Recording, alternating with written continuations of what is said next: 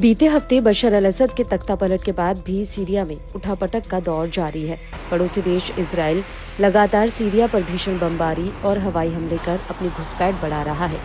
Israel ने Syria के उस इलाके में कब्जा जमाया है जहां से वह बहुत आसानी से सीरिया के अंदर हमला कर रहा है। माउंट हरमन की चोटी पर इजरायली सैनिक तैनात हैं जो इलाके में सबसे ऊंचाई पर हैं। मालूम हो कि असद की सत्ता जाते ही इजराइल और अमेरिका दोनों ने सीरिया पर हमला किया था।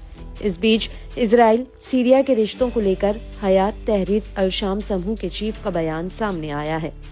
सीरिया की सत्ता पर कब्जा करने के बाद एक इंटरव्यू में मोहम्मद जुलानी ने पहली बार खुलकर इजराइल पर बात की है। हाल में इजरायली हमलों की निंदा करते हुए जुलानी ने कहा कि देश नए संघर्ष के लिए बहुत थक चुका है।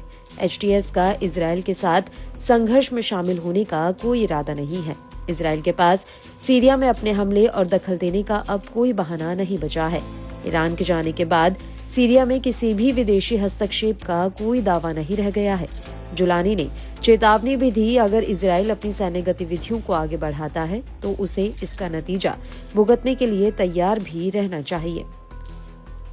जुलानी ने आगे कहा कि उनका सबसे पहला काम सीरिया में पुनर्निर्माण और स्थिरता लाना है, न कि सीरिया का ऐसे संघर्षों में घसीटना जो और अधिक विनाश का कारण बन सके।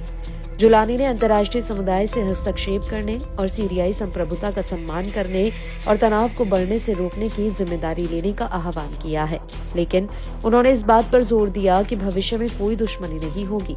हम सीरिया में ईरानी उपस्थिति को खत्म करने में सक्षम थे, लेकिन हम ईरानी लोगों को लेकर दुश्मनी नहीं रखते हैं।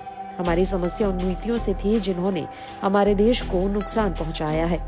बता दें कि इजराइल ने तख्तापलट के दौरान संभावित खतरों से निपटने के लिए सीरिया में बड़ा अभियान चलाया। इजरायली सेना ने सीरिया के कई संवेदनशील साइट, हथियार डिपो और केमिकल वेपन के अड्डों को बम से उड़ाया था।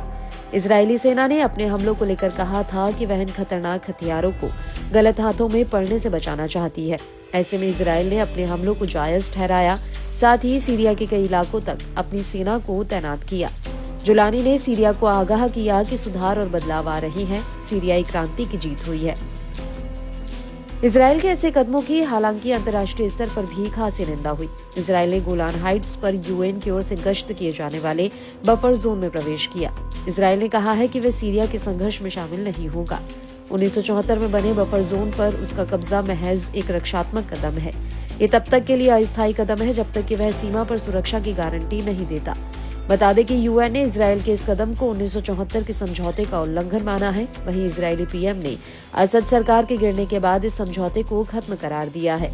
ऐसे में इजराइल के डबल गेम से कई अरब देशों ने एतराज जताया।